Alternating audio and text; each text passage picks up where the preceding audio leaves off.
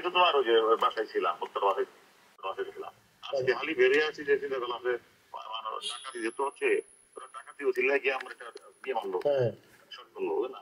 এখন তো কোনো ইয়ে নাই, এখন সব ইয়ে হয়ে গেছে টাকা। আমার এখানে আল্লাহর রহমতে সব আছে, আমি দেশে যাবো কেন?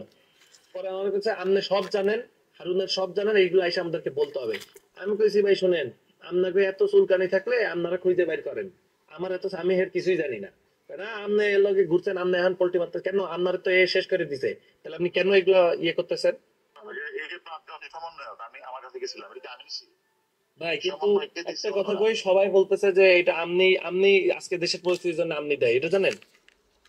এই যে এই সমন্বয় গুলার না ধরলে নাকি এত গ্যাঞ্জাম হইতো না, এটা আওয়ামী লীগের লোকজন বলতো। সমন্বয় কি এই কথাটা ক্লিয়ার করো, এই সমন্বয়কে তো হারুন ধরে নাই, সমন্বয়কে ঊর্ধ্বতন কর্তৃপক্ষের নির্দেশে হারুনের কাছে হস্তান্তর করা হয়েছে, এটা তুমি লেখো ভিডিওতে।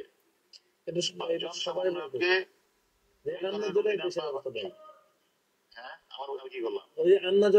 এই দেশে আজকে সমন্বয়কে এই যে আপনি না ধরলে এগুলা করতো না, তাই বলতেছে। আরে গাদা, এই সমন্বয়কে তো আমি সমন্বয়কে আমি ধরলাম, ধরার পরে কি এনে ডিপ কমিশনার, আইজি, সচিব, আই প্রধানমন্ত্রী ছিল না? তা তো ছিল, সবাই তো জানতো না, জানতো তো অবশ্যই। তাহলে এই কথাটা আমাকে বলতেছো কেন?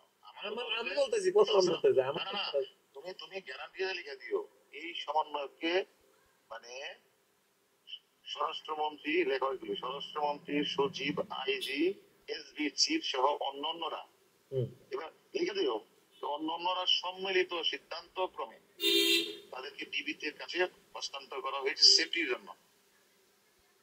আমি হারুন যদি একবার চট দিতাম তো টিভির হারুন আমাদেরকে পিটাই দিত। আমি ওদের সাথে ব্যবহার করছি, ওদের বাপ মাকে ডেকে আমার ভাত খাওয়াইছি, ওদের এনে ভাত খাওয়াইছি, ওদের বাপ মাকে ভাত খাওয়াইছি, অর্থাৎ মানুষ আশ্বস্ত হওয়ার জন্য দেখো টিভির হারুন কত ভালো বিয়ে করছে। এটা তো আমার উদ্দেশ্য এটা ছিল, যে আদেশটা দিচ্ছে আদেশটা পালন করছে। এবং কখনো কি পাঁচজন একবার বলছে বলো মাসে, কখনো কি নুরু বলছে হারুন মারছে? আমার টাকা মারছে, আমি এটা লই হেরে আমি এখন ধরবো, আমি আপনি ধরেন যান, অসুবিধা নেই, আপনি ধরেন পারলে যান।